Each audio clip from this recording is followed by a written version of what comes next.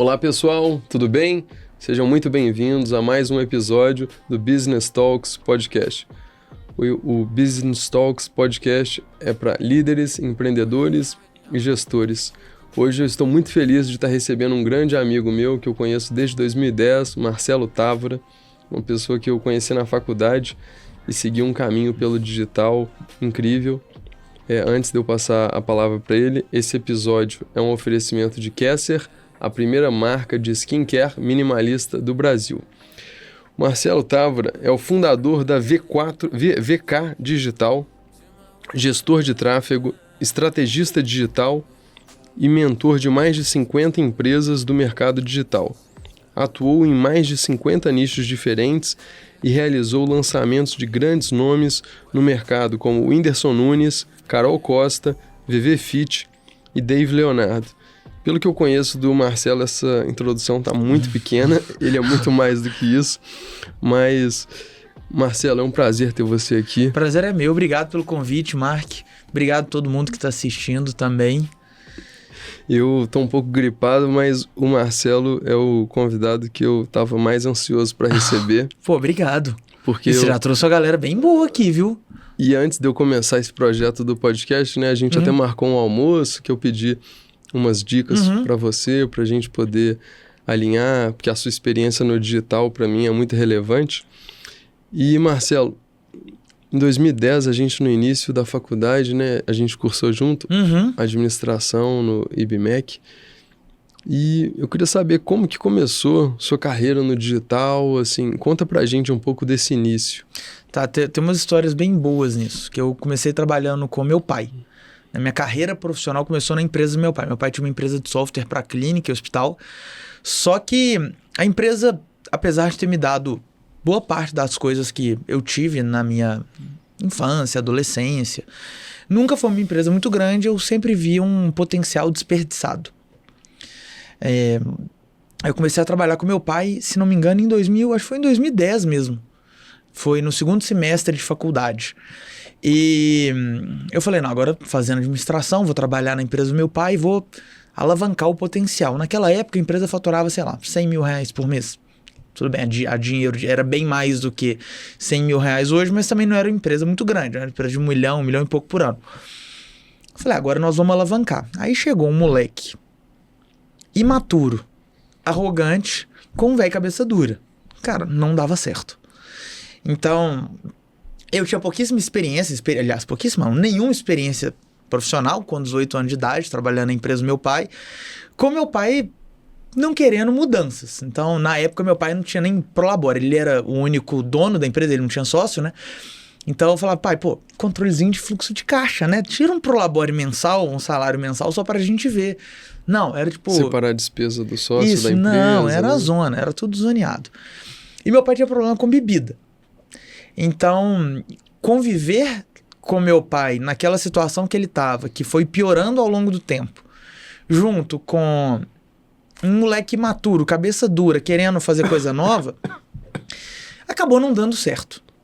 E aí chegou num ponto que eu fiquei 2 anos e pouco lá.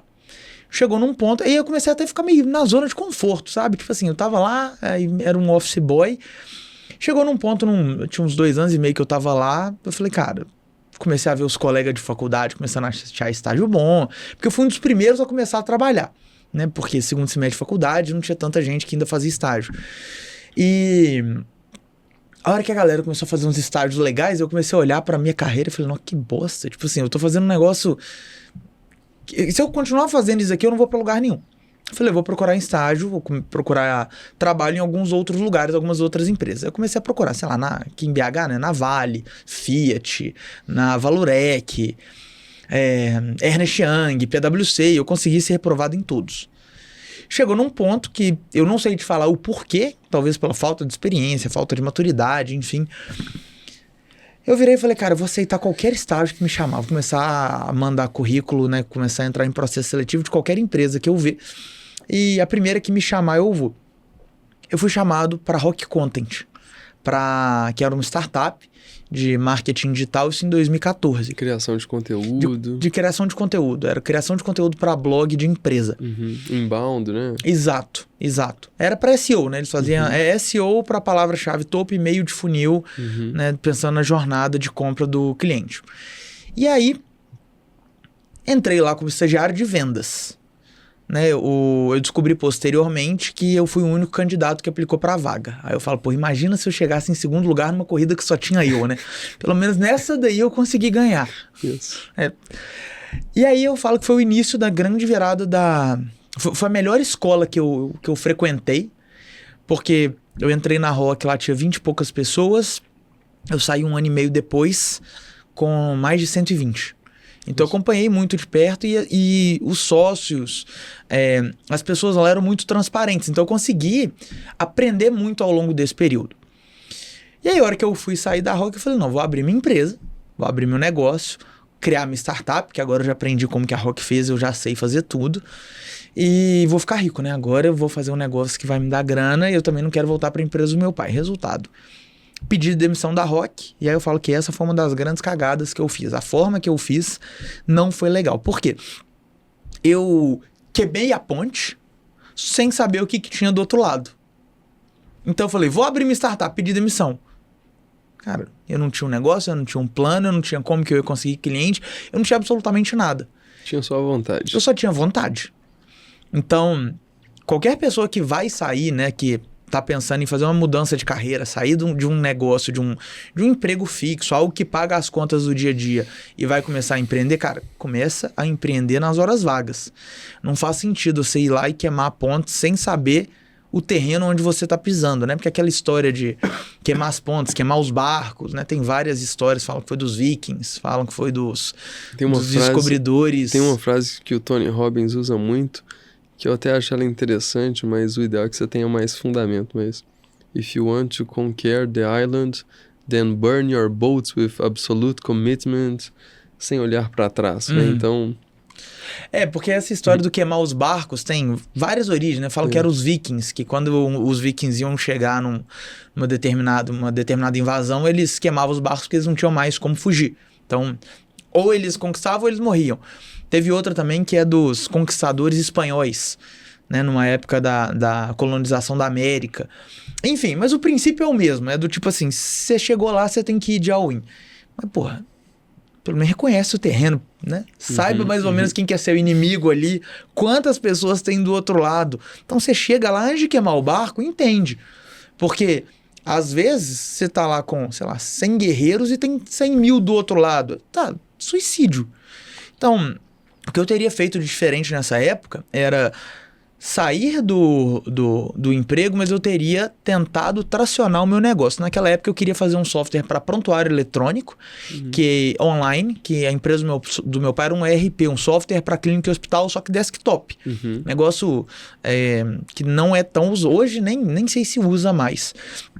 A empresa nem existe mais, mas... Eu falei, não, vou pegar um vácuo que meu pai tá deixando. Só que eu não era programador, eu não tinha skill de técnico e eu não sabia como é que eu consegui cliente. E aí, na época, eu consegui um sócio, mas o cara era júnior também, enfim. Errei um monte de coisa. Fiquei 6 meses tentando tracionar um negócio, ou seja, eu passava um monte de tempo estudando, mas eu não sabia o que eu ia executar. Deu errado. Voltei a trabalhar, eu entrei como vendedor numa startup também da área de educação, chamava App Prova. Não sei se você chegou a conhecer. Conheço. Até foi vendida para o Grupo Somos. Sim. Depois. Eu entrei como vendedor, fiquei lá 3 meses. Quando eu estava lá, eu comecei a tracionar uma outra startup, dessa vez com um pouco menos de ímpeto. Então eu fui convidado, na verdade, para entrar como sócio, como startup, que pelo menos já tinha produto e já tinha cliente, faturava R$3.000 por mês. E ele me convidou para entrar lá e para eu entrar lá, eu teria que pedir demissão da App Prova. Falei, tudo bem, vou fazer isso. E aí eu comecei a trabalhar como afiliado em paralelo a isso. Era 2016. Já tinha formado na faculdade? Não, tinha não. Eu demorei para formar na faculdade. Demorei 6 anos para formar foi quase 6 anos formar em administração. Nunca fui um aluno bom e nem respeitável. Minhas notas não eram... Não o suficiente. Algumas vezes não. Mas aí eu comecei a trabalhar na Webprova, pedi demissão depois de 3 meses para tocar um negócio de startup. Só que eu falei, agora eu preciso de uma renda extra. Tipo, se eu quero tracionar essa startup e eu preciso de salário, e a galera ia me pagar na época R$1.200 por mês. Na Webprova eu tava tirando salário de 6 líquido mais um monte de coisa. Cara, eu preciso organizar a minha vida. Eu falei, vou começar a trabalhar como afiliado. Eu tinha conhecido o mundo do marketing digital quando eu trabalhei no Rock Content. Porque eu era vendedor, apesar de eu ser vendedor, eu vendia um serviço de marketing digital. Então, na hora que você vai vender qualquer coisa para alguém, você precisa entender quem está do outro lado. Você tem que entender quais são as rotinas, os desafios, um pouco das ferramentas que ele usa. Então, como eu estava vendendo para pequenos empresários que queriam tracionar na internet e analistas e gerentes de marketing, eu tinha que entender o que essa galera vivia no dia a dia. Então, eu comecei a estudar sobre SEO, Google Ads, Facebook Ads, Inbound. Por quê? Para eu conseguir vender minha solução, eu tinha que entender a realidade do cara e mostrar para ele aonde o meu produto se encaixaria na realidade dele e como que com aquele meu produto encaixado naquela realidade ele ia conseguir ganhar mais dinheiro, ser promovido, entregar as metas, enfim, ter o desejo que ele tinha concretizado. Com esses fundamentos teóricos, quando eu fui começar a trabalhar com afiliado, e quem não sabe o que é um afiliado nada mais é do que um representante comercial online. Então, exemplo, você vai comprar uma televisão, aí você digita no YouTube, e aí você começa a ver o review daquela televisão. Geralmente, aquele cara tem um link da televisão que ele está fazendo review no link da descrição. Da Amazon, por exemplo. Quando a pessoa clica, a pessoa que compra, aliás, né, a Amazon paga uma comissão para cada compra que aquele canal de YouTube, aquele indicador mandou para ela. Então, o afiliado nada mais é do que isso. É vender produtos de outras pessoas e ser comissionado. Eu comecei a fazer isso via tráfego pago, fazendo anúncio no Google e no YouTube. Voltado para cursos online, né? Para cursos online. Para cursos online. Coisas do tipo. Usando a Hotmart e tudo mais. Qual que era a lógica? Sei lá, tinha um curso de R$200. Ele pagava R$100 para os afiliados. Porque, diferentemente de uma televisão, as margens eram grandes. São muito maiores de um curso online. Então, sei lá, o curso era R$200, pagava 100 de comissão para o afiliado. Se eu conseguisse fazer tráfego e fazer uma venda por 50, eu tinha aquele delta ali e eu tinha lucro. Porque o custo de entrega, suporte era todo do produtor. Então, eu comecei a fazer isso. Peguei um pedaço da minha rescisão da Webprova. Né? Na época tinha sido... Cara, na época foi uns R$15 mil.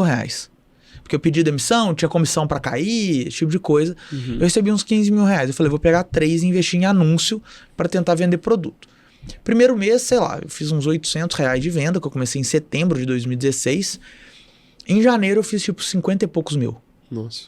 Janeiro de 2017. Então eu já tava, desses 50 e poucos mil, mais de 20 mil tava no meu bolso. Era lucro no meu bolso. Eu já estava ganhando mais do que eu tinha ganhado, sei lá, qualquer outro emprego, qualquer outro negócio que eu já tinha feito. Em paralelo a isso, a startup estava patinando. Aí, nesse momento, eu falei, cara, não preciso mais receber salário, vamos usar isso, tipo assim, o fundador, né, que eu não era fundador, que era o Roberto, eu falei, cara, continua se pagando aí, garante que você vai receber seu dinheiro, eu tô bem aqui do outro lado. Esse foi aumentando o equity ou não? Não, falei, mano, a gente precisa... Cara, R$1.200 por mês. A gente precisa fazer um negócio dar certo. Girar.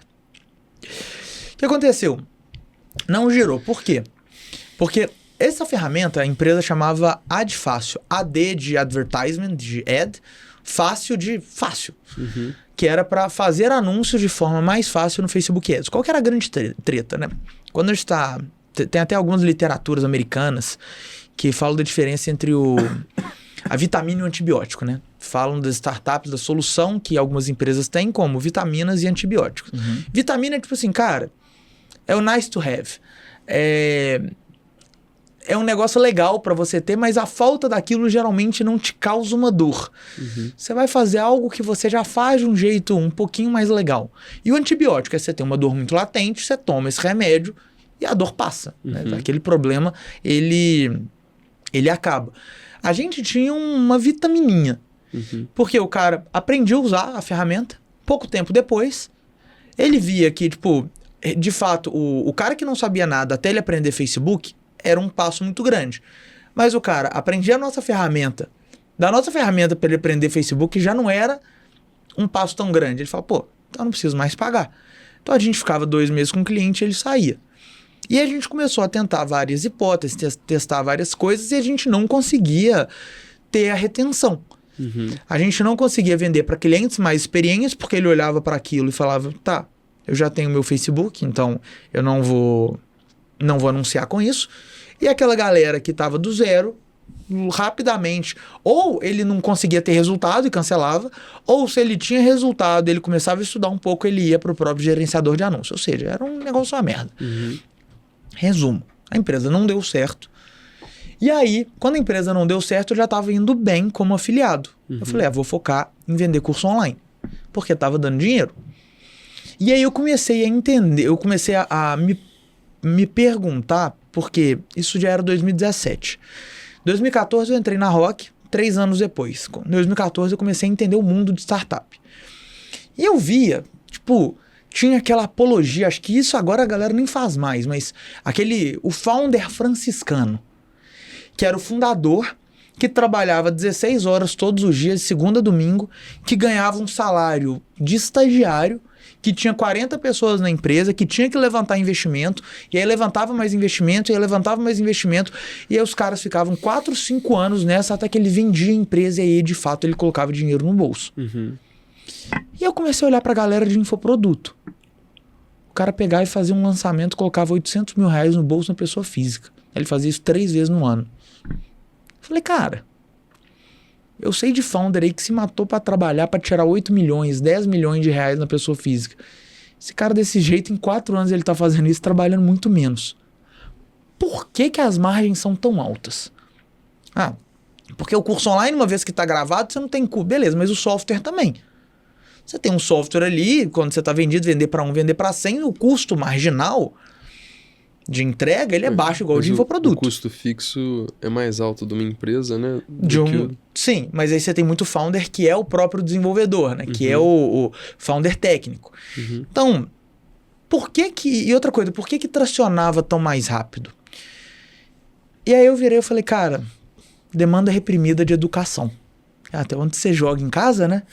Mas quando a gente fala de curso online, a gente não tá falando de marketing digital. A gente tá falando de ensinar as pessoas alguma habilidade que elas querem desenvolver. Então você vai muito mais para educação do que de fato para o marketing digital. E existia um preconceito muito grande ali em 2017, 2018, acho que até a pandemia, de ensino online, de aprender online. Tanto que quando eu entrei na faculdade, até eu sair da faculdade, cara, quem fazia faculdade à distância era quem queria mamata, né? Quem queria de verdade estudar, ia na faculdade, acordava 7 horas da manhã e tava lá no Coração Eucarístico, tava lá na UFMG.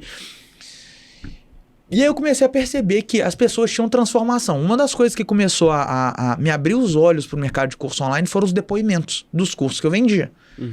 Porque eu vendia um curso, sei lá, sobre... Eu lembro que eu era afiliado a um curso ensinando a trabalhar com porcelanato líquido. Que era tipo pedreiro, enfim, essa galera que trabalha com construção civil, mão na massa, a fazer como se fosse... Eu não sei exatamente como que fala, mas trabalhar com porcelanato líquido para você fazer... Acabamento, tinha me fugido do nome acabamento. E você tinha um monte de depoimento dos caras começando a ganhar dinheiro com isso. Aí tinha um curso que eu vendia também que era chama Kit da Criança Cristã, que eram atividades para os pais fazerem com os filhos para ensinar a Bíblia. E tinha muito depoimento de pai. Aí tinha curso que ensinava sobre bolsa de valores. E aí tinha um monte de gente falando que, pô, agora eu consegui aprender. Aí, cara, se não tiver todo mundo fazendo depoimento fake... De fato, as pessoas, elas aprendem, elas são transformadas. Estão tirando proveito, né? Estão tirando proveito. E aí foi ali que eu comecei a falar, cara, existe um mercado aqui. Aí eu comecei a dedicar ali em 2017, eu comecei a olhar mais para a venda de curso online. E desde então, eu tenho focado só nisso, né? Desde 2017. Aí, 2018, comecei a produzir conteúdo, porque antes eu era o cara de bastidor. Então, eu pegava o seu curso online, eu ia te ajudar a construir, crescer a sua audiência, a sua imagem para vender o seu conhecimento. Em 2018, eu continuei fazendo isso, mas eu trabalhando como afiliado, que começou com uma renda extra, que eu fiz o meu primeiro milhão em 2018. Uhum. Eu falei, acho que eu posso ensinar as pessoas a fazerem isso. E você pode ganhar dos dois lados. Eu posso ganhar dos dois lados. Uhum. Então, eu continuo trabalhando com alguns negócios para alavancar as vendas dele. Eu sou afiliado aqui para ter minha renda extra, né? Vender os cursos de outras pessoas. Então, não era uma prestação de serviço de uma forma mais próxima. Então, tipo assim, se eu fosse trabalhar com você, eu ia te ajudar a montar copy, fazer sua estratégia de tráfego, ajudar com os funis de e-mail. Como afiliado, representante comercial. Eu não tenho nenhuma obrigação comercial com você. Se eu vender, eu sou remunerado. E aí eu fui para minha audiência. Então, em 2018, eu comecei a produzir conteúdo. Comecei meu canal do YouTube. Inclusive, os primeiros vídeos estão lá até hoje. Vídeos horríveis, deprimentes, que eu olho para aquilo e falo, nossa, mano, era muito ruim. Eu faço questão de assistir os primeiros vídeos, porque... Não, era muito ruim. Mas é interessante ver a evolução, né? Das pessoas do primeiro vídeo para os atuais, mas... Eu acho que como tudo na vida, né? Desde a caminhada até chegar numa corrida, né? É sempre assim. Tem que começar. Mas era muito ruim. E desde 2018 eu tô nessa, com alguns altos e baixos. Mas desde então minha especialidade é marketing digital, eu trabalho com marketing digital, a empresa hoje é 100% focada em infoprodutos. E hoje a gente está com um braço de tecnologia também para ajudar empresas de infoprodutos. Então a gente está trabalhando na parte de construção de BI e de lead scoring. Porque para quem sabe como é que funciona lançamento, como que é a lógica? Eu vou abrir o carrinho, começar a venda de uma turma, talvez parecido com a escola, né? Período de matrícula. Uhum. Meu período de matrícula vai ser de 1º a dia 7 de outubro. Beleza. Só que como a gente está falando ali do online e que a gente precisa criar a demanda, a gente provavelmente vai ter um evento para subir o nível de consciência das pessoas ali entre o dia 25 e 30 de setembro para abrir as matrículas no dia 1º de outubro. Só que a gente tem que ter as pessoas para assistir aquele evento. Então, umas 3 semanas antes, a gente começa a captação de lead. Começa a trazer gente para se inscrever no evento, para que quando o evento esteja acontecendo, elas assistam às aulas, para subir o nível de consciência, para construir o desejo em cima do curso, para depois vender o curso. Qual que é o grande risco? Você capta lead durante 2, 3, 4 semanas, para depois ter o evento e depois vender. Se você captou a lead errada, na hora que você abre o carrinho, já não tem o que fazer. Porque as pessoas que passaram por aquela jornada, se elas são ruins, você não vai conseguir vender. E se você pegar um público frio, uma galera aleatória que está só vendo o Instagram e tentar vender, às vezes, um curso de 2, 3 mil reais é muito mais difícil. Então, essa construção de relacionamento é muito importante. Então, o lead scoring é justamente para atribuir pontuação e fazer uma análise preditiva de conversão dessas leads que estão se cadastrando no lançamento. Então, a gente tem essa área de tecnologia na empresa hoje, a área nossa de educação, que é a área que a gente tem nossa mentoria, o mastermind, que são pessoas também do meio de infoproduto que querem melhorar o desempenho dos lançamentos. A gente foca muito na área de automação e análise de dados.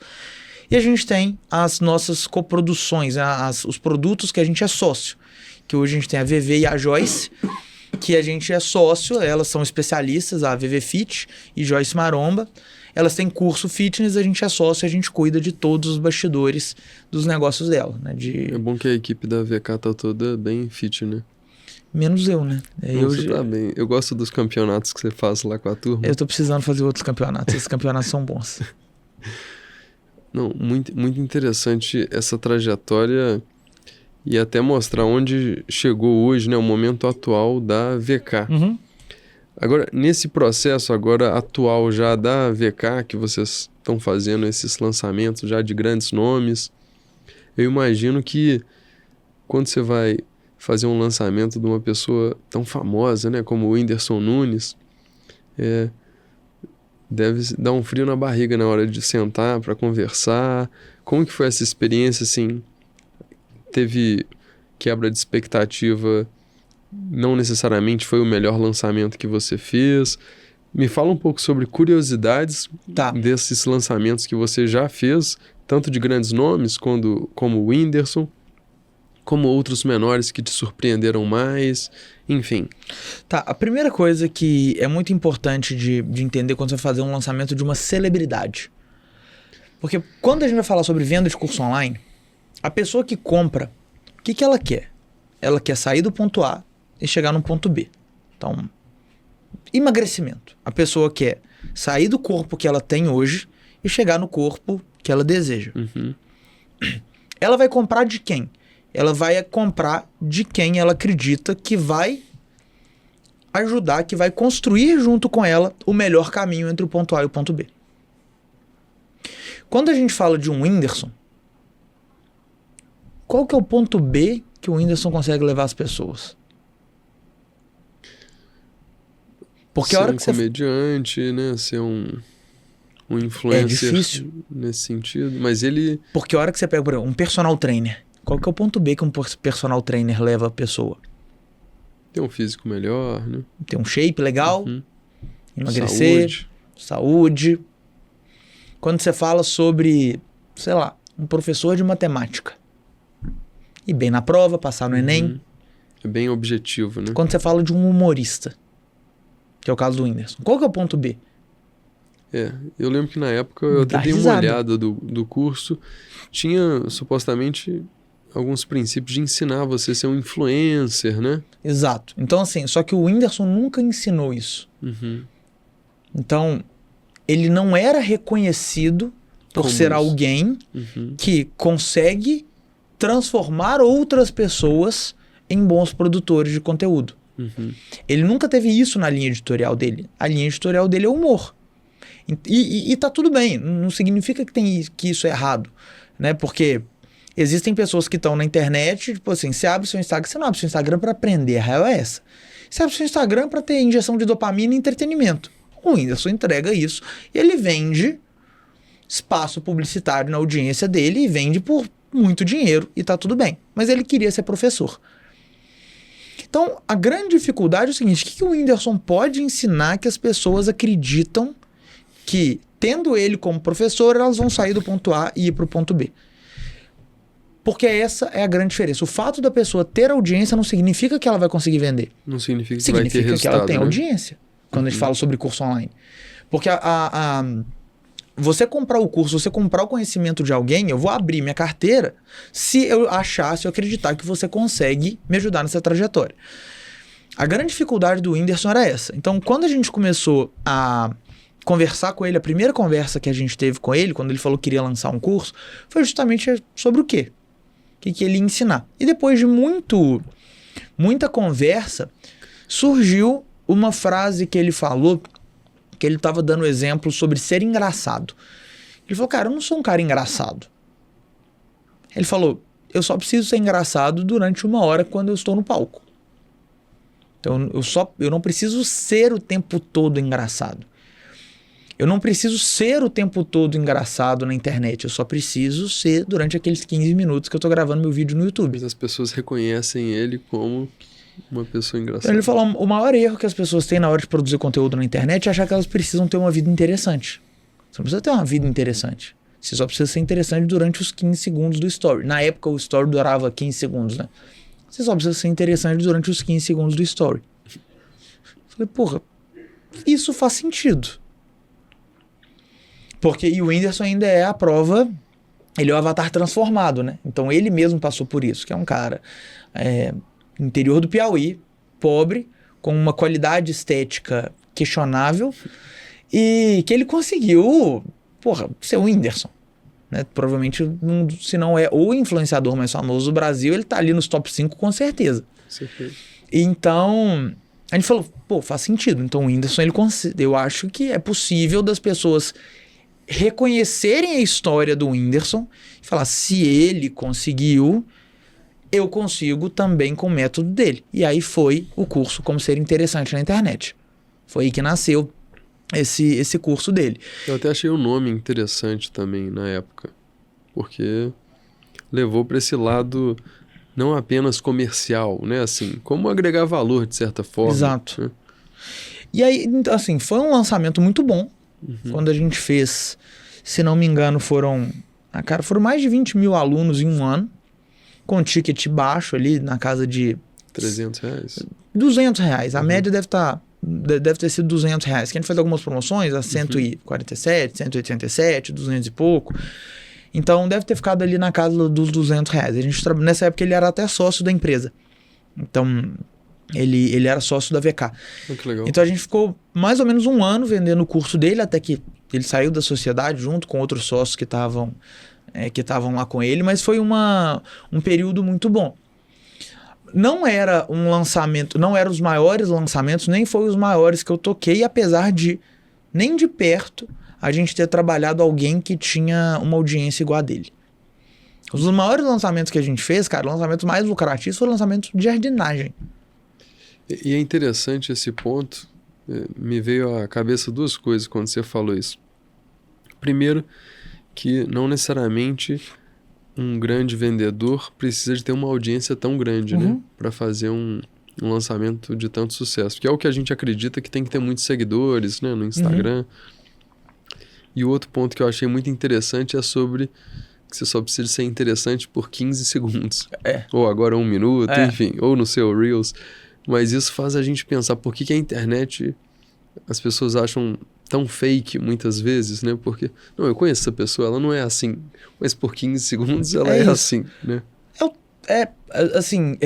Isso é uma das coisas que quem tá lá no Instagram pra só consumir entretenimento não para pra pensar, porque às vezes aquela pessoa que tá não sendo daquele... Ela tá fazendo aquilo ali... O que ela tá fazendo? Ela tá trabalhando. Então, a hora que ela vai abrir um story e mostrar como é que ela tá fazendo o café da manhã, cara, não deixa de ser trabalho. Sim. Eu, no primeiro podcast que eu gravei, que foi com um professor lá de Ohio, que ele tem uma empresa de marketing digital, o Sean, em 2010 ele começou uma empresa de marketing digital, quando tudo era mato. E na conversa eu tive um insight que todos nós somos vendedores, mas no digital todos nós somos consumidores. Só que cabe a nós sermos também criadores de conteúdo, ou não, né? Então se você só consome, às vezes fica até ruim para o indivíduo, né? Então quando você consegue virar a chave e começar a criar algum conteúdo, você tira proveito da internet, né? Exato. Que é o que você fez para mim desde 2017, de forma mais concisa, né? Exato. E aí você usou a seu favor, algo que a gente vê que é tão prejudicial para crianças, né, adolescentes, mas tem um lado bom, esses depoimentos que você pegou desde pedreiros, né? Eu imagino que na jardinagem agora que você vai falar sobre isso também, então tem que saber tirar o bom da internet, né? Sim, porque eu acho que a forma de se fazer publicidade, né, se você for parar para pensar, a forma não, mas a lógica da publicidade, ela é muito parecida há muitos anos. Então, cara, antigamente era jornal, outdoor. Então você colocava as propagandas ali, jornal e outdoor. Depois começou a ter propaganda em rádio. Depois propaganda em televisão. Agora você tem propaganda na internet, no Instagram, YouTube, Facebook. A publicidade está onde existe a atenção das pessoas. Então é sempre um jogo de você colocar anúncio e mostrar o seu produto aonde a atenção das pessoas está. O que mudou ao longo do tempo foi que, até pouco tempo atrás, você tinha o monopólio da atenção. Então você tinha a Globo como a grande monopolista, não monopolista, mas a maior detentora de atenção do brasileiro. Sim. Aí você tinha outros canais de televisão, mas aí você tinha o Grupo Abril também, com a mídia impressa, né? Você tinha os jornais. Então eram, sei lá, meia dúzia de empresas que conseguiam influenciar a vida de dezenas, centenas de milhões de pessoas. A hora que você começou a ter Instagram e YouTube, você começou a ter milhares de mini canais de televisão e milhares de mini jornais. Sim. Então, cada um daqueles influenciadores, né, daquelas pessoas que está produzindo conteúdo, está tentando ter a sua própria novelinha para que nos intervalos tenha os anúncios. Então, as pessoas vão procurar, e quase sempre é no meio de entretenimento, né? Então, por que o horário nobre da Globo era o que mais valia? Porque era a hora do auge do entretenimento. As pessoas estavam lá querendo ver novela, a atenção das pessoas estava ali, e aí o Itaú colocava a propaganda dele, ou até inserido dentro da própria novela, as pessoas entrando numa agência do Itaú. Sim. Então a lógica é essa, as pessoas vão continuar fazendo isso. Então você pode falar, mas o Instagram é prejudicial. Pode ser, mas tem muito conteúdo bom, muitas pessoas ensinando coisas lá. YouTube principalmente. Sim. Acho que o YouTube até muda um pouco dessa lógica, mas é isso, né? Acho que Agora, voltando na parte de jardinagem, eu esqueci o nome da empresa, né? Eu não sei se você ainda... Não sou só, eu vendi minha parte, mas era Minhas Plantas, com a Carol Costa. Legal. Como que foi essa experiência com as Minhas Plantas? Vocês fizeram muitos lançamentos de curso? Foi muito positivo? O que aconteceu? Foi em 2019. Eu tinha acabado de fundar a agência de lançamento mesmo, que ia ajudar outras pessoas a se lançar. Teve um amigo meu que, na verdade, a gente nem pensava muito em ter. A gente falava, quando eu, Lucas e Gabi começamos, vamos trabalhar com mais algum, que tinha eu com curso de marketing digital, o Lucas com curso de inglês, e a gente era sócio. Um amigo meu virou e falou, cara, a amiga da minha sogra tem um programa no GNT sobre jardinagem e ela já tem com o YouTube e tal, ela fez um curso, mas tá com dificuldade de vender. Mas já era grande no digital e na TV, né?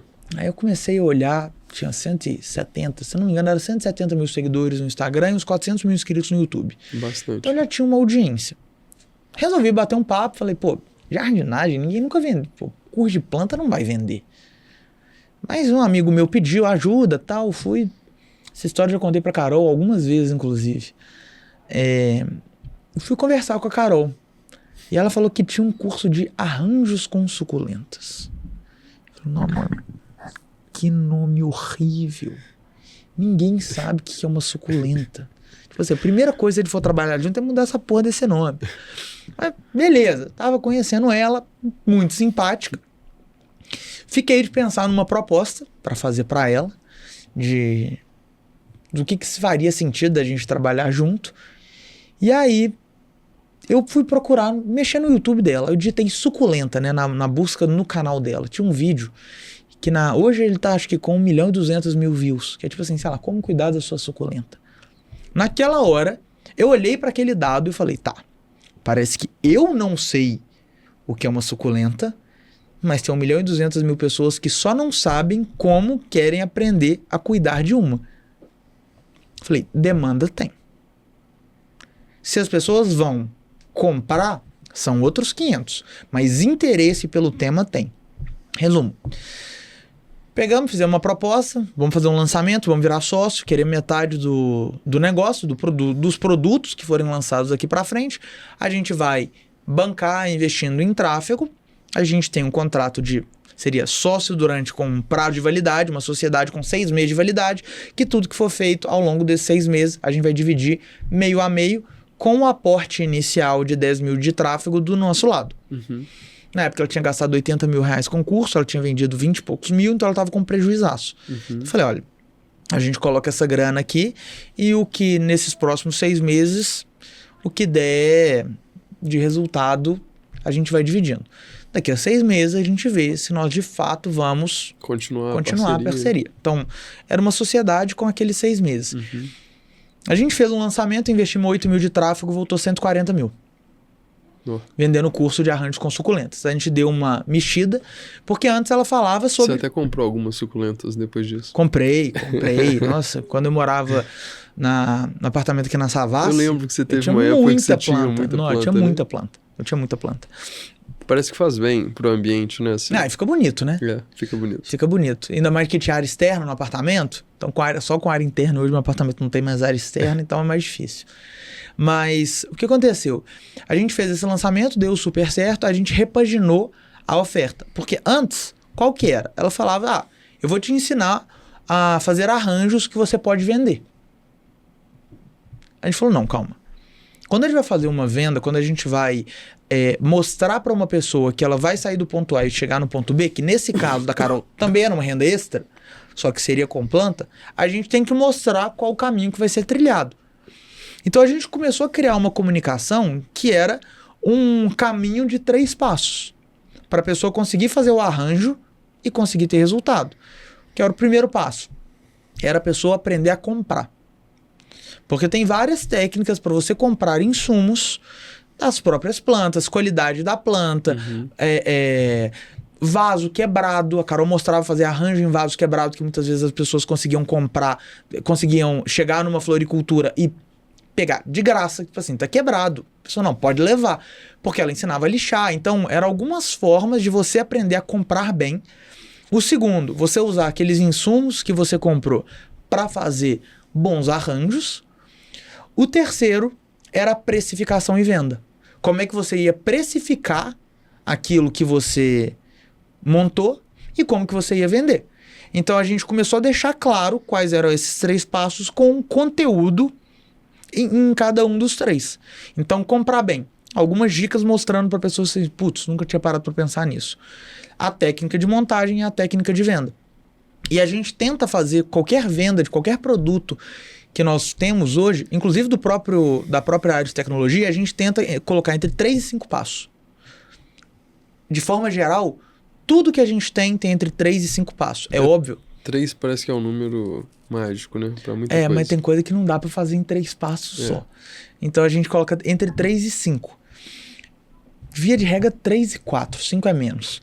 E é óbvio que dentro de cada um deles tem vários outros passos. Então a gente tem o framework, né? O próprio Russell Brunson fala isso muito das construções dos frameworks. Mas então a gente tem o framework geral do caminho do que vai ser perseguido. E aí, dentro de cada passo, existem outros frameworks. Então, no comprar bem, por exemplo, tem comprar bem as plantas. Como é que você olha as plantas que você vai comprar? Comprar bem o substrato, né? A terra, a adubação. Comprar bem a base, que são os vasos. E a gente continuou fazendo isso com esse curso. Só que uma das coisas que a gente percebeu, vendendo esse curso de arranjo com suculenta, é que a maior pergunta que surgia na hora que as pessoas iam comprar esse curso é: a Carol tem curso de orquídea? Criou mais uma demanda de mais um curso. A primeira maior, a gente fazia por grupo de WhatsApp, a pergunta que mais aparecia era se a Carol ensinava a fazer terrário. Que bacana também. E as pessoas confundiam terrário, porque o que elas queriam, na verdade, era só um arranjo de suculentas num vaso de vidro, não era um terrário, porque o terrário... Tecnicamente, tem as terrário... camadas, né? Não, e o terrário, ele é 100% fechado. Então, ele não tem respiração... Entendi. Entendeu? Então, ele é como se fosse um ecossistema por si só. Quase que um aquário, né? É um aquário, fechado. E as pessoas não queriam terrário, elas queriam... arranjo de vidro. Você vira um especialista em plantas. Até porque você não pode fazer terrário com suculenta. Mas, então a gente explicava isso. E a segunda a Carol tem curso de orquídea. A gente falou, tá. As pessoas... O primeiro que a gente imaginou foi as pessoas querem terrário. Só que depois a gente viu que na verdade não era um terrário, era só um arranjo de vidro. Mas o segundo é curso de orquídea. Carol, vamos gravar um curso de orquídea.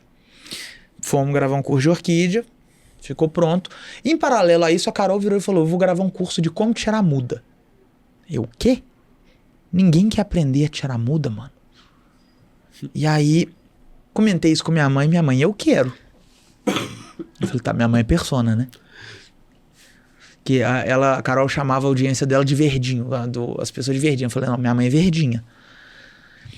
Falei, tá, a Carol conhece muito bem a audiência dela. A Carol é das pessoas que mais conhece a audiência que eu trabalhei nesse mercado. Fizemos o curso de como tirar muda. Primeiro lançamento do curso de orquídea que a gente fez, a gente colocou 100 mil reais em tráfego e voltou 1,5 milhão. Bom. E o primeiro do de muda, a gente colocou 300 mil, voltou mais de 3 milhões. Caraca. Bem, teve o efeito pandemia, né? Isso foi no meio da pandemia, teve o efeito pandemia, que a gente colocou muita gente em casa, as conversões foram muito altas. Mas depois a gente chegou a ter uma assinatura, que era R$499 por ano, que era para ir com um membership, né? E colocando conteúdo sobre plantas, sobre itens variados, né? Jardim vertical, curso sobre frutíferas ali dentro daquela área de membros, que a gente chegou a ter mais de 10 mil assinantes. Nossa. Pagando R$4,99 por ano. Mas aí, eu e Carol, a gente tinha visões muito diferentes para onde a gente queria levar o negócio. Eu queria fazer um negócio gigantesco, porque Carol ainda é a influenciadora de jardinagem mais respeitada do Brasil, com maior audiência, mais reconhecida, e ela é muito simpática, então ela ainda tem um trânsito muito bom com todos os fornecedores. E aí eu falei, porra, eu quero fazer um negócio gigantesco, vamos começar a criar o próprio adubo, semente, vamos fazer um negócio bilionário, vamos fazer um negócio absurdamente grande de jardinagem. Plantas, né? Não, e para produto físico, porque você tem recorrência, tem recompra, adubação, inseticida. Orquídea, por exemplo, dura pouco tempo, né? Não, e aí com sorte, 6 meses. É exato. Mas assim, dura mais. Porque as pessoas acham que quando a flor cai, ela morre. Ela não morre. Mas eu falo assim, com flor, né? Mas aí, então, você tem a própria questão da flor, mas você tem outras coisas, tipo adubação. Cara, uma pessoa que gosta mais ou menos de planta, tipo, as plantas vão dar cochonilha, aí você tem que colocar cálcio.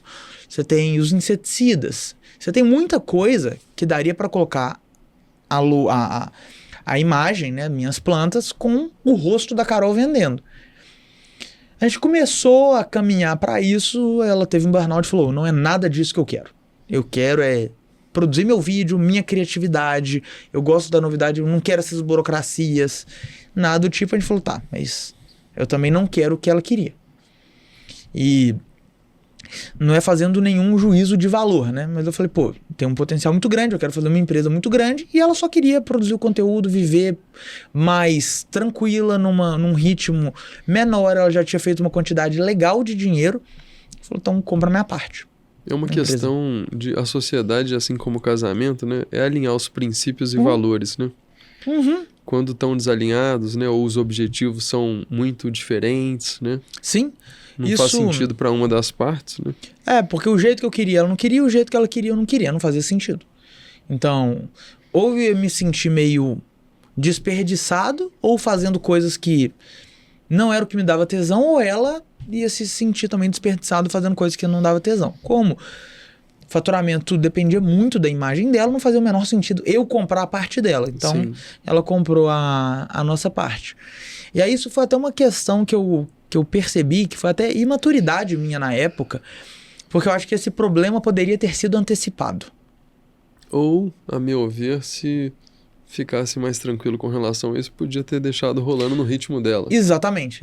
Que então, se eu não tivesse feito o movimento de deixa eu dar all-in nesse negócio, que a VK continuava existindo, só que os meus sócios estavam tocando, como eles eram sócios das minhas plantas também, eu fui dar all-in. Se a gente tivesse continuado mais tranquilo, no ritmo dela, na VK no ritmo dela, talvez tivesse funcionado, não sei. Só que chegou num nível de estresse tão grande que já não dava mais, tipo assim, vamos voltar atrás? Eu acho que não dava, tipo assim, não, ela precisa agora de ir do jeito dela, no ritmo dela, do jeito que ela quer, sem ter a pressão. Talvez ela já esteja sentindo falta da VK. Cara, ela e o marido dela são muito bons de serviço, né? Então, e quando eu saí também, a equipe que eu tinha montado lá ficou. Entendi. Então, eu não era mais uma equipe da VK, era uma equipe interna.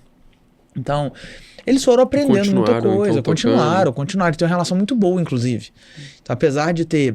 Durante aquele processo foi muito desgastante para os dois lados, depois que passa, né, a gente olha para trás e fala, pô, o saldo foi muito positivo no frigir dos ovos. Sim. Não acabou do jeito que ninguém gostaria, mas o saldo foi muito positivo. Então, foi um negócio que foi... Tem até vídeo no meu YouTube, eu gravei o dia que a gente bateu 1 milhão em um dia vendendo curso de orquídea. Eu falei, cara, não é possível. Muito interessante. E eu, particularmente, sou um fã de orquídea. Desde o primeiro apartamento que eu morei, eu sempre fiz questão de ter orquídea. Nem sempre estão sempre lá, mas eu compro com uma certa frequência, né? Vou pesquisar depois os cursos da Carol. Não, tem muito... O canal do YouTube dela é gigante com relação a isso. Bacana. Agora, Marcelo, eu imagino que hoje você deve ter até afiliados que vendam seus cursos. Não tem. Ou você é 100% o único vendedor dos seus cursos? Sou o único vendedor. Porque o que acontece? O afiliado hoje, e não é que não faz sentido, mas o afiliado hoje, falando sobre venda de curso, tá? Então, vendas online. É muito difícil um afiliado conseguir ter resultado, pelo menos no mercado brasileiro, se esse afiliado não tem audiência. Ele não tem uma base para quem vender. Porque o que aconteceu era o seguinte, quando eu vendia lá atrás, eu pegava, sei lá, aquele curso de R$200, eu recebia 100 de comissão, eu colocava 50 em anúncio. Hoje é muito difícil. Hoje o custo do anúncio aumentou muito, então inviabilizou isso. Inviabilizou. Entendi. Inviabilizou. Hoje, se você pega o próprio dono do curso, é difícil. Isso porque ele tem, muitas vezes, todo o know-how, um monte de teste. É difícil ele conseguir chegar num custo por venda de R$80, R$90 de um curso de 200. Uhum. Um afiliado não teria margem nenhuma. Entendi. Então, o afiliado teria que ter audiência. Só que, na hora que a gente começa a falar com influenciadores, esses caras estão acostumados a contrato de publi. Então, a gente nunca conseguiu acertar a mão em alguns influenciadores que não fossem profissionais de marketing digital, já que entendem como que funciona, que isso funcionasse. Então, o afiliado, na maioria das vezes, quando ele não tem audiência, não está produzindo conteúdo, ele dá mais trabalho do que dinheiro. Entendi. E hoje, para alguém que quer vender algum conteúdo, algum curso, né? Tem um número mínimo de seguidores que você estima? Porque eu sei que a audiência varia muito, né? O engajamento da audiência. Mas tem um número mágico, vamos falar assim, que você acha que seria o mínimo para alguém começar a vender um conteúdo na internet? Não, assim, conteúdo que você está falando como afiliado ou um conteúdo próprio? Um curso. Seja um curso, por exemplo, que você criou para... Tá, então seria um curso meu, por exemplo, se eu fosse começar hoje. Sim. Cara, isso é muito difícil de cravar um número. Eu falo que tem uma métrica que é uma métrica meio... Não é uma métrica, né? Mas é uma situação que você vê que tá na hora. É quando depois de uma semana, umas 2 ou 3 pessoas te perguntaram no direct se você tem curso. Você tem curso? Você ensina a fazer isso? Você tem mentoria? Ou alguma variação? Porque aí você está gerando um conteúdo que é valioso o suficiente para a pessoa querer ver para ela ver que com você ela consegue ter a transformação que ela deseja. Uhum. Então, é muito difícil cravar um número. É muito mais sobre você conseguir estar consistente o suficiente e produzir conteúdo até você conseguir gerar esse tipo de desejo. Para medir a demanda que já começa a acontecer, né? Exato, exato. Então, porque também varia do nicho. Pô, você está falando de um médico que vai vender um curso para outros médicos, um curso profissionalizante, uma formação de 6, 7 mil reais. Se ele tem 2 mil médicos na base, 2 mil médicos como seguidor, cara, uma audiência ultra qualificada de pessoas que já estão acostumadas a pagar caro por conhecimento e que já querem aprender algo com ele. Se você tem um curso de emagrecimento com 2 mil seguidores que custa R$200, a probabilidade de você conseguir ter um resultado expressivo é muito menor. Porque quando a gente está falando de 6 mil reais, se você vender 10 cursos, você tem 60 mil reais de faturamento. Num curso de R$200, para ter esse mesmo resultado, você precisaria ter 300 vendas. Agora, novamente, eu sei que é difícil chutar números, né? Porque o caso do Whindersson foi um que o percentual da base dele, né? Que adquiriu o curso foi baixo. É mínimo. Mínimo. Mas, em geral, de uma base de seguidores, o que você estima que pode ser um eventual comprador? Tem um valor, um percentual assim médio? É difícil porque o que acontece? As plataformas hoje elas também estão entregando conteúdo para não seguidor. Uhum. Então, por exemplo, vamos pensar o caso do YouTube. Se você abrir seu YouTube agora, provavelmente vão aparecer alguns vídeos recomendados de vários canais que você acompanha com frequência e que você não é inscrito. Uhum. Assim como o Instagram também. O Instagram é a mesma coisa. Uhum. Então, pegar o exemplo do YouTube. É muito difícil de cravar, porque o tanto que você vai vender também vai depender da oferta que você está construindo. Eles falaram muito disso no Fire, né? Para a oferta hoje em dia ser cada vez melhor, porque a concorrência tá mais Sim. alta. Então, tipo assim, é muito... Pensa só, acho que num exemplo de emagrecimento. Esse daqui é um curso que ajuda qualquer pessoa a conseguir emagrecer até 10 quilos em 30 dias, mesmo que você não goste de academia. Beleza. Você tem aqui um programa, uma dieta, alguma coisa nesse sentido. Tá, oferta A. Agora você tem a oferta B. Isso aqui é um protocolo com passo a passo que eu vou te mostrar como que você vai voltar a ter o mesmo corpo de antes da gravidez. Mesmo que você não tenha apoio do seu marido e que seus filhos não façam dieta, mesmo que você tenha uma rotina corrida, que você tenha que levar e buscar filho na escola, que você tenha que fazer jantar e que você ainda tenha que trabalhar, mesmo que quando você chega no final de semana, você vai para aquelas festas, o trabalho do seu marido, até o happy hour da sua empresa, você acabe fugindo um pouco da dieta, mesmo que você já tenha tentado de absolutamente tudo, já tenha feito a dieta cetogênica, blá, blá, blá, blá, blá, e tenha tentado personal trainer. Então, tipo assim, um eu tô falando genérica, o outro eu falei pra mamãe, que provavelmente tem um filho de 2 ou 3 anos de idade, que se reconhece com o fato da família não apoiar ela na dieta e que ninguém em casa faz dieta, que ela tem ali uma rotina estressante, uma rotina de uma mãe que trabalha fora de casa. A pessoa vai se reconhecer muito mais com essa oferta. Sim. Então a minha conversão, se minha base de seguidores ou minha audiência for de pessoas assim, a minha conversão vai ser muito maior do que se eu for falar de uma maneira genérica. Uhum. Por quê? Porque lembra que eu falei do ponto A e do ponto B. Eu vou comprar de quem vai me mostrar o melhor caminho para eu chegar no ponto B. Eu não gosto de academia. Beleza. Eu não gosto de academia, eu tenho filho, eu tenho uma rotina estressante. Esse caminho aqui parece muito mais com a minha realidade. Então a tendência é que eu compre esse caminho. Porque o que você está me falando é que você me entende. É música para os ouvidos, A praticamente. hora que eu vejo que você me entende, eu tendo a acreditar que o seu caminho foi feito para mim. Que nós somos parecidos, né? É uma Isso. solução quase que feita para você. Então, quanto vai depender muito da base. Uhum. Vai depender da agressividade da sua oferta, vai depender do ticket que você tem, porque é muito mais fácil você ter.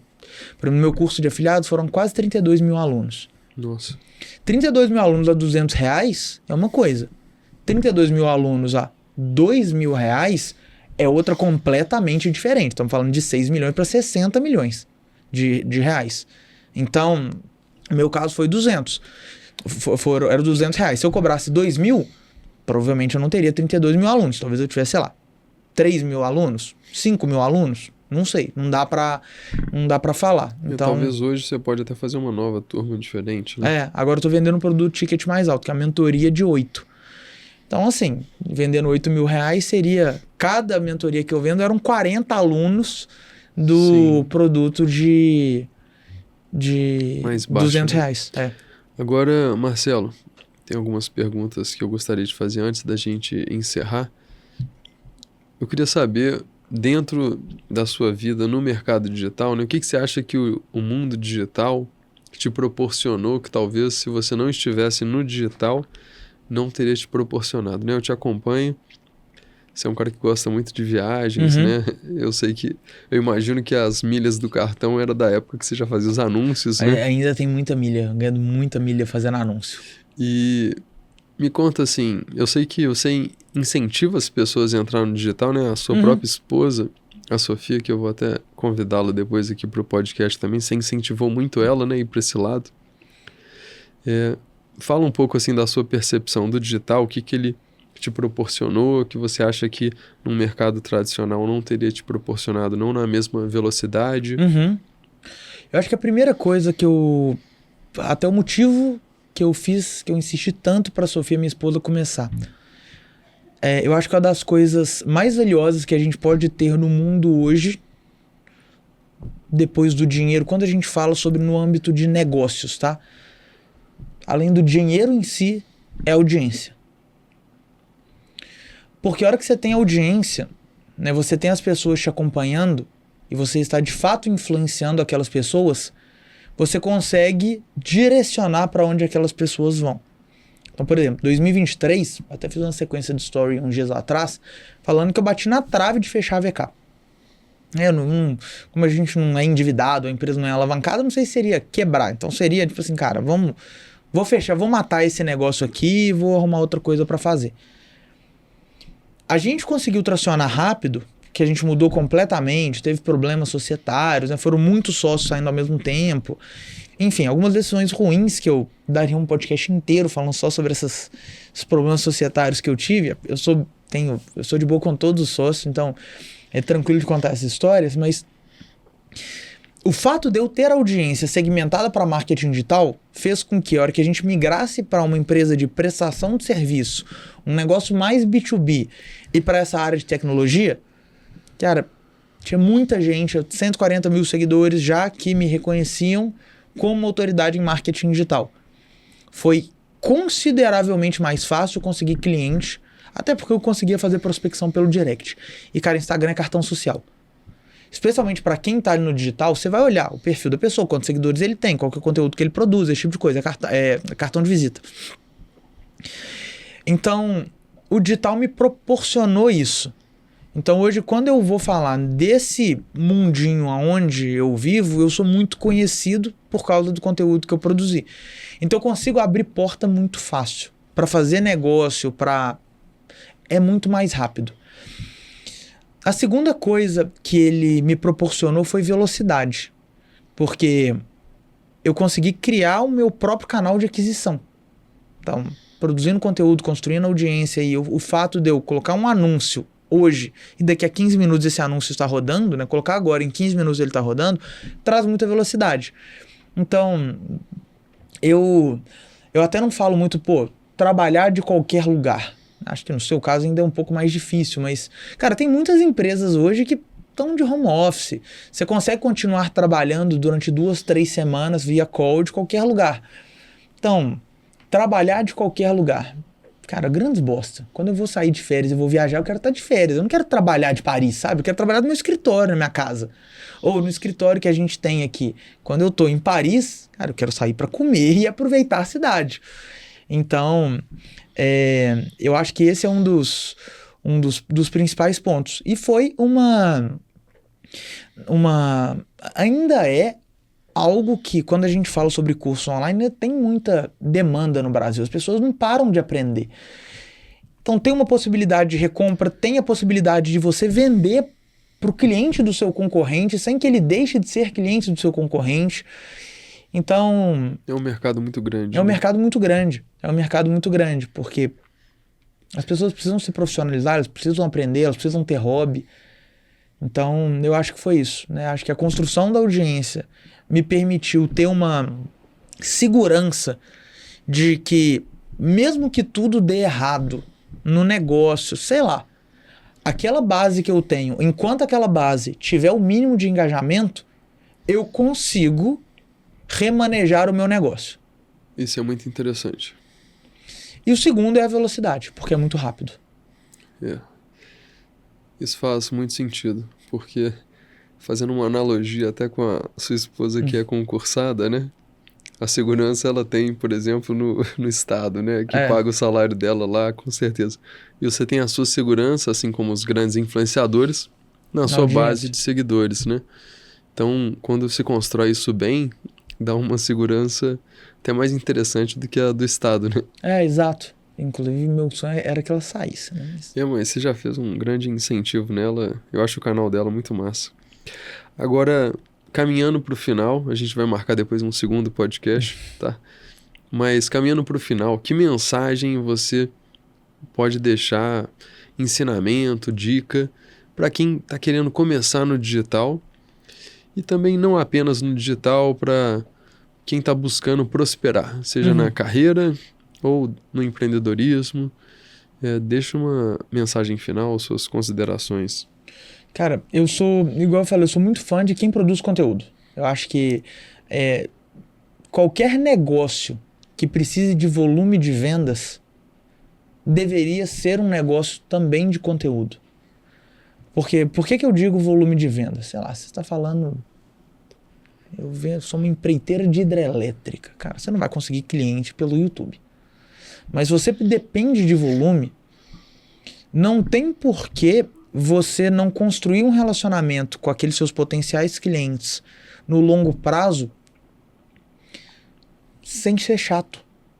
Porque, sei lá, um software de gestão financeira.